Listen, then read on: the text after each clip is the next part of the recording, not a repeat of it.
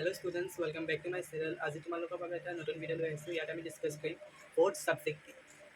চ' তোমালোকে এতিয়া H S first ইয়েৰত আছা বা ছেকেণ্ড ইয়েৰতেও আছা। তোমালোকে যদি এই ফ'ৰ্থ ছাবজেক্টৰ কনচেপ্টটো নাজানা তেতিয়াহ'লে কৈ দিম। এইটো বহুত এটা ইম্পৰ্টেণ্ট কথা যিটো মানে ইমান কলেজতো নকয় আৰু মানুহে এনেও বাহিৰত ডিছকাছ নকৰে। চ' মই তোমালোকৰ বাবে ফ'ৰ্থ ছাবজেক্টৰ কনচেপ্টটো ক্লিয়াৰ কৰিবলৈ আহিছোঁ। ফ'ৰ্থ ছাবজেক্ট কি হয় একচুৱেলি? ফ'ৰ্থ ছাবজেক্টটো এপ্লাই হয় তোমাৰ ক্লাছ 11 আৰু 12 এইচ এছ ফাৰ্ষ্ট ইয়েৰতো হয়, এইচ এছ ছেকেণ্ড ইয়েৰতো হয়। এতিয়া কনচেপ্টটো কি? এতিয়া আমাৰ ছাবজেক্ট কেইটা আছে? এতিয়া আমাৰ ছাবজেক্ট আছে চাৰিটা, দুটা, ছয়টা।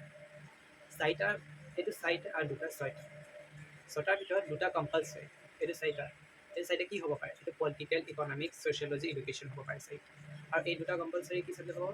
English, Assamese. এইটো ইংলিছ হ'ব আৰু এইটো আছামিছ হ'ব, বা এইটো ইংলিছ হ'ব বা এইটো অল্টাৰনেটিভ হ'ব। এই দুটা কম্পালচৰি। আৰু এইটা কি subject? Political, economics, education, sociology.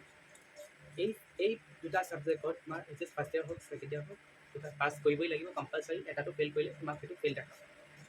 আৰু এই চাৰিটাৰ কি কনচেপ্ট আছে? এই চাৰিটাৰ কি হ'ল? এই চাৰিটাৰ ভিতৰত কি হ'ব পাৰে? Political, sociology, economics, education. এই চাৰিটাৰ পৰা তোমালোকে যদি বাই মিষ্টেক এটা ছাবজেক্টত ফেইল কৰা বা কম নম্বৰ পোৱা, এই ছাবজেক্টটো এড কৰা নহ'ব। কিন্তু এইটো ইংলিছ আৰু অল্টাৰনেটিভ ইংলিছৰ লগত এপ্লাই নহয়। ইয়াত তুমি যিমানে কম পোৱা, লাগিলে 33 পোৱা, তেতিয়াহ'লেও এই দুটা এড কৰিবা। কিন্তু এই চাৰিটাৰ পৰা তোমালোকে যদি ইয়াত 90 এইটো 70 পোৱা, তেতিয়াহ'লে এই 70টো এড কৰা নহ'ব।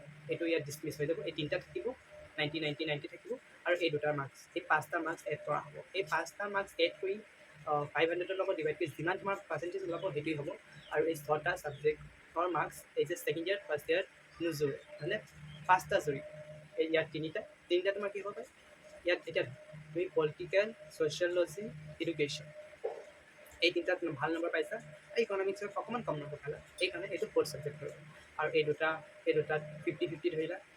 এতিয়া 50-50 এইকেইটা মাৰ্কছ হেৰি কেলকুলেট, এই পাঁচটা ছাবজেক্টৰ মাৰ্কছ কেলকুলেট হৈ তোমালোকৰ পাৰ্চেণ্টেজটো ওলাব বা টোটেল নম্বৰ ওলাব। আশা কৰিছোঁ তোমাৰ মানে ক্লিয়াৰ হৈ গ'ল। এতিয়া যদি তোমালোকৰ কিবা এটা ডাউট থাকে তোমালোকে নিশ্চয় মোক কমেণ্ট কৰি জনাবা। এইটো বহুত চিম্পল কথা হয়। মই বহুত চিম্পল কথাতে বুজাবলৈ চেষ্টা কৰিছোঁ। যদি এতিয়াও তোমালোকে বুজা নাই তেতিয়াহ'লে তুমি কমেণ্ট কৰিবা, মই তোমাক ভালকৈ মানে অকণমান বুজাই দিম। ভালকৈ মানে এইটো মানে চিধা ক্লিয়াৰ হৈয়ে গ'ল বাৰু কথাটো। আকৌ এবাৰ কৈ দিছোঁ, ছেকেণ্ড ইয়েৰত বা ফাৰ্ষ্ট ইয়েৰত ছটা ছাবজেক্ট থাকে, তাৰ ভিতৰত এটা ছাবজেক্ট ফ'ৰ্থ ছাবজেক্ট হৈ যায়। কোনটো হয়? ইংলিছ আৰু অল্টাৰনেটিভ বাদ দি যিটো বাকী আমাৰ চাৰিটা ছাবজেক্ট আছে, তাৰ পৰা এটা যিকোনো ছাবজেক্টত আমি কম নম্বৰ পাওঁ সেইটো ফ'ৰ্থ ছাবজেক্ট হৈ যায়। তাৰমানে সেই ছাবজেক্টৰ মাৰ্কছটো এড নহয় তোমাৰ টোটেল তোমাৰ পাঁচটা ছাবজেক্টৰে এড হয়। চৰি, ভয়ংকৰ চিন হৈ যায়। আৰু এটা কথা, তোমালোকে কিছুমান ভাবিছা আমি এনেকুৱা যদি হয় ফ'ৰ্থ ছাবজেক্ট এক্সামটো আমি নিদিলে কি হয়? ইভেঞ্চুৱেলি নিদিলে বাৰু একো কথা নাই, নিদিলে বাৰু তোমালোকক ফেইল নকৰাই। হ'লেও ফৰ জেনেৰেল নলেজ তুমি সেই এক্সামটো দিব লাগে। তোমাৰ মাৰ্কশ্বিটত সেই নম্বৰটো থাকিব, কিন্তু এড নহয়। সেই মাৰ্কটো থকাটো ভাল, তোমাৰ কাৰণে ভাল। ইন ফিউচাৰ তোমাৰ সেইটো ভাল প্ৰভাৱ পৰিব।